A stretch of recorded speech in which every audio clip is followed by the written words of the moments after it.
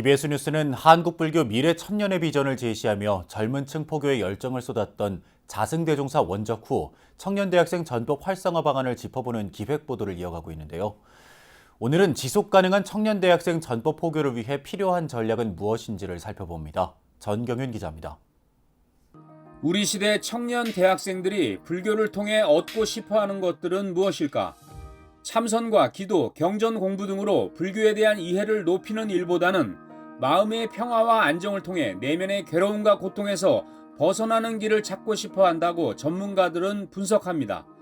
불교가 청년들에게 따뜻한 위로와 휴식을 가져다주는 역할을 해줄 때 청년 대학생 전법 포교에 활력을 불어넣을 수 있다는 것입니다.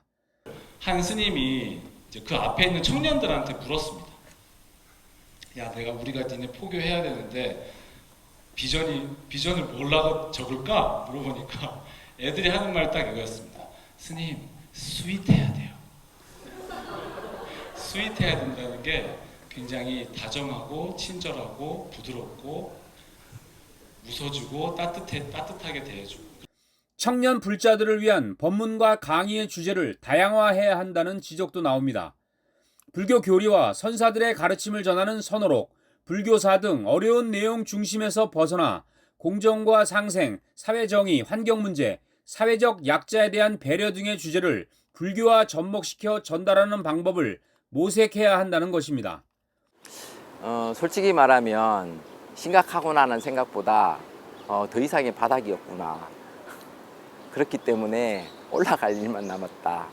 어떤 지식에 대한 습득에 대한 욕구, 그런 거라든지 또 종단이 갖고 있는 어떤 가르침을 가장 상호작용을 하면서 받아들일 수 있는 세대가 청년 대학생이지 않나.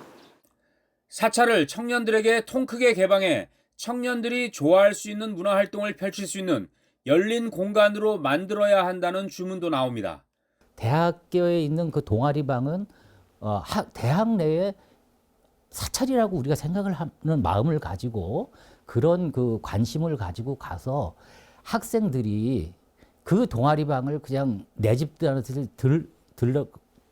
들어와서 활동하면서 불교를 접해야지 가서 부처님 얘기를 한다고 접목되는 게 아닙니다. 그래서 무엇보다 청년 대학생 전법 포교에 필요한 재원 마련 대책을 세우는 일도 시급한 과제로 꼽히고 있습니다. 이를 위해 청년 불자들을 위한 문화예술 이벤트와 취업 프로그램 등을 기획해 정부와 지자체 예산을 확보하는 방안을 강구해야 한다는 지적입니다.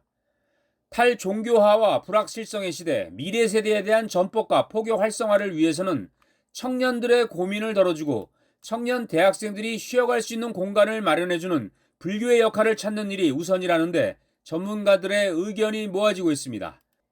여기에다 대학생 전법을 전담하는 조직체계 구축 등 근본적인 제도 개선 방안도 마련돼야 한다는 지적입니다.